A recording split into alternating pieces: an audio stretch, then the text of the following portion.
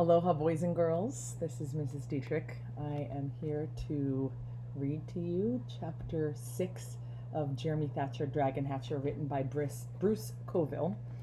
And we left off on Chapter 5 with Jeremy. Oh, he had come home, and the dragon was very hungry. He knew that. And the mom came in and didn't address the dragon that was crawling all over Jeremy, and he's not sure why. It's as if she couldn't see the dragon, not sure. And then we also found out that Mary Lou Hutton and her family are coming over for dinner. He's not very pleased about that. I think that's where we left off. Yep, that's it. So Chapter 6. This chapter is called Tiamat. I wonder what that is. Let's find out.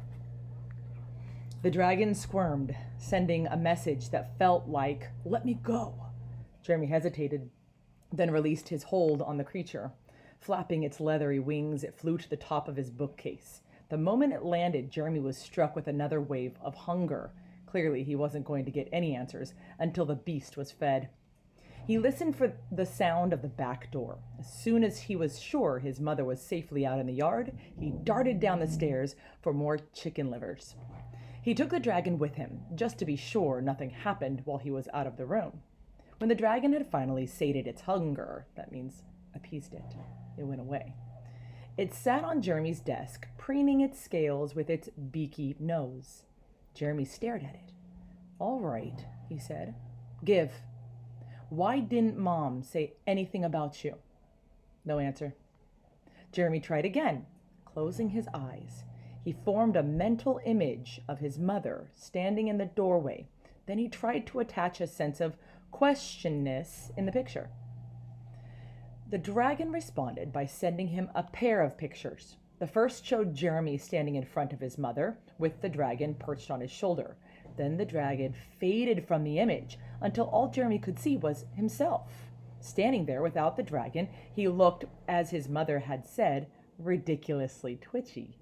The pictures triggered a memory of something Jeremy had read. "Do you mean Mom couldn't see you?" he thought. "Are you invisible to her?" The dragon puffed a little cloud of smoke and sent Jeremy a confused jumble of colors. Jeremy frowned. If he wanted to communicate with the dragon, he was going to have to learn to think in pictures. Probably not a bad idea for someone who wanted to be an artist. But it was going to take a lot of practice before they could talk easily. Of course, the dragon was just a baby. In fact, given how young it was, the fact that they could communicate at all was pretty amazing. Jeremy wondered just how smart the beast was going to get. "Well, if you stay invisible, it's going to be a lot easier to keep you a secret," he said, "as long as you don't do anything else to attract my parents' attention." He glanced at the clock on his dresser. The lawn. How long could he stall before his mother got upset? It wasn't that he didn't want to help, though he certainly had better things to do with his time than work on the lawn, like drawing, for instance. But if he didn't get things under control here, who knew what kind of disaster he would find when he came back? Setting his alarm to ring in 10 minutes, Jeremy picked up the book Miss Priest had given him, the one written by S.H. Elives. He had skimmed 20 pages before it occurred to him to see if the book had an index. It did.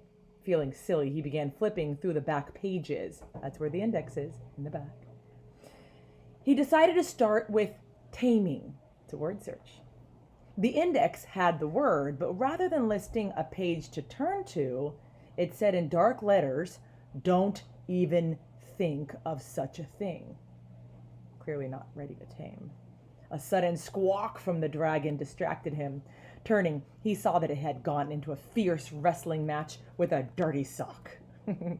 As Jeremy watched, dragon and sock rolled across the floor and disappeared under his bed. Jeremy decided to start at the top of the index and skim straight through.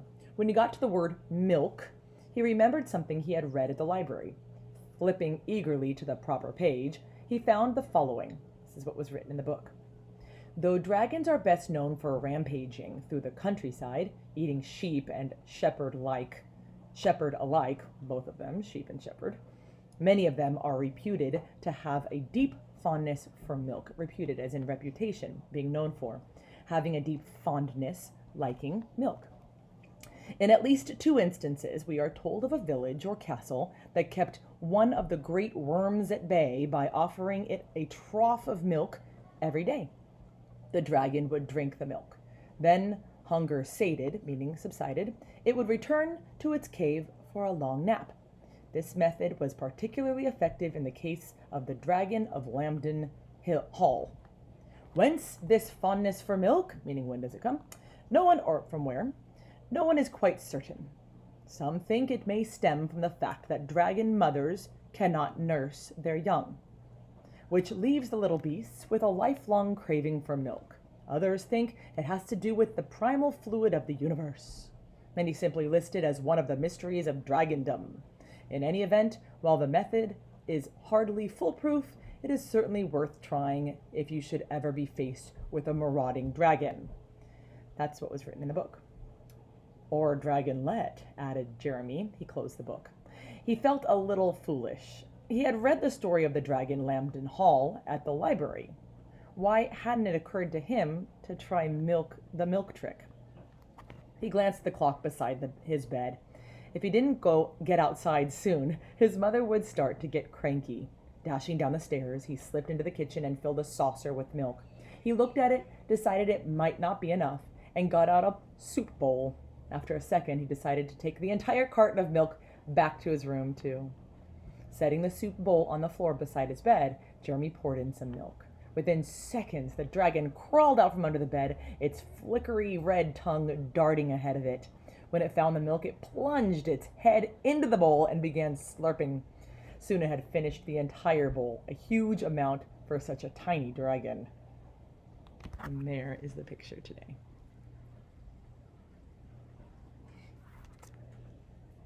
Jeremy poured some more milk into the bowl, but the dragon turned away and flapped its wings. Its stomach was so full that, for all its efforts, it could get no more than a few inches off the floor. Making a little growling noise, the dragon gave up the effort at flight, sank its claws into the sheets, and began to climb the bed. When it reached the top, it curled up on Jeremy's pillow and fell fast asleep. Jeremy smiled. If the book was right, the milk should hold it for the rest of the day. If it wasn't, he didn't know what he was going to do. When Jeremy returned from helping his mother, the dragon was no longer on the pillow. The only mark of its presence was a small brown spot where its breath had scorched, that means burned, the pillowcase. "Dragon," he said softly. "Dragon, where are you?" A little swirl of blue trickled into his brain. "Where are you?" asked Jeremy again. The colors moved in a slow circle. It took Jeremy a moment to realize that the dragon was sleeping. But where? Jeremy finally found the beast curled up in his sock drawer. Even though he knew babies needed to sleep, he couldn't help himself. Reaching down, he scooped the dragon into his hands. It snorted and opened one eye. The expression on its face was cranky, and Jeremy's head began to swirl with irritated shades of brown and green. But the dragon's mood passed quickly. Soon it had settled into the place on Jeremy's shoulder it seemed to have chosen as its special spot. "Let's see if we can name you," said Jeremy. Plucking the dragon from his shoulder, he carried it to his desk. "Stay there for a minute," he said firmly. The dragon's long tongue flicked out and back. Jeremy found the list of great dragons that he had made at the library. "How about Fafnir?" he asked.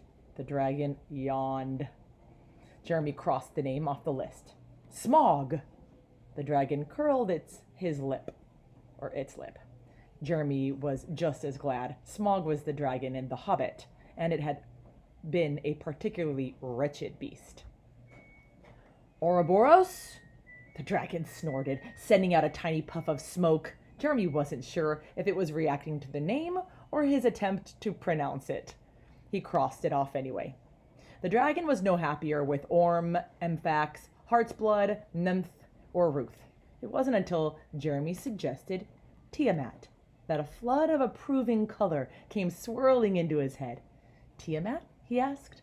The dragon squirmed with pleasure. Its tail tied itself in a knot. Jeremy smiled. "Tiamat it is," he said. He was pleased. He never felt really at ease with a new pet until he had named it.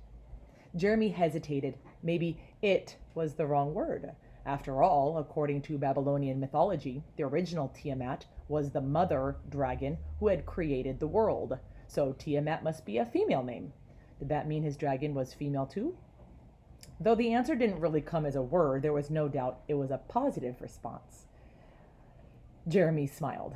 One mystery solved. He had a girl dragon, and her name was Tiamat.